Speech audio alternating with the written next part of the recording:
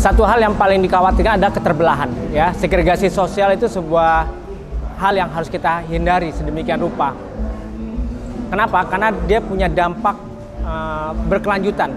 Selain dampak ekonomi, dampak keamanan, tentu dampak sosialnya juga muncul dari yang disebut dengan segregasi sosial.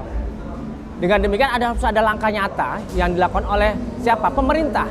Karena pemerintah yang punya instrumen kuat untuk mencegah hal itu. Pemerintah punya tugas sangat pokok 3. Regulate to people, to serve and people, and to protect the people. Artinya 3 tugas itu pemerintah punya peran. Mencegah hal itu terjadi, negara yang punya kekuatan. Siapa yang di situ yang harus melakukan? Titik tekannya adalah kepolisian. Kalau ditekan lebih lanjut adalah polisi cyber. Maka polisi cyber di kita harus diperkuat. Gagasan bahwa pernah terdengar ada mungkin angkatan baru, angkatan cyber ya. Karena di beberapa negara lain juga sudah dibentuk sebuah angkatan cyber. Entah itu bisa berumah ke kepolisian atau berumah ke TNI, itu lain cerita. Tapi prinsipnya perlu ada sebuah upaya dari negara untuk melakukan pencegahan melalui pendekatan yang pembentukan sebuah unit khusus. Untuk yang pemilu, saya sarankan bahwa memang perlu ada satgas.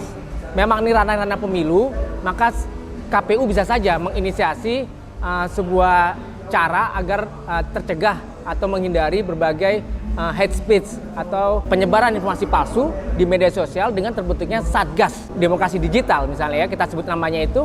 Kemudian dia akan menangkap, menggrab semua para aktor-aktor atau pelaku-pelaku yang melakukan hal tindakan yang kemudian berimplikasi atau merupakan bagian dari sebuah kebohongan dan kemudian dilakukan tindakan sebagaimana pelanggaran undang-undang pemilu. Jadi dengan demikian kita bisa mengharapkan ada sebuah praktek demokrasi yang sehat di kedepannya dan masyarakat juga sadar bahwa ini juga sebuah tindakan pidana. Kalau dalam ranah pemilu maka tindakan pidana pemilu, jika sudah di luar ranah pemilu ada tindakan pidana. Saya pikir ini sebuah cara yang mungkin kita sama-sama bisa lakukan.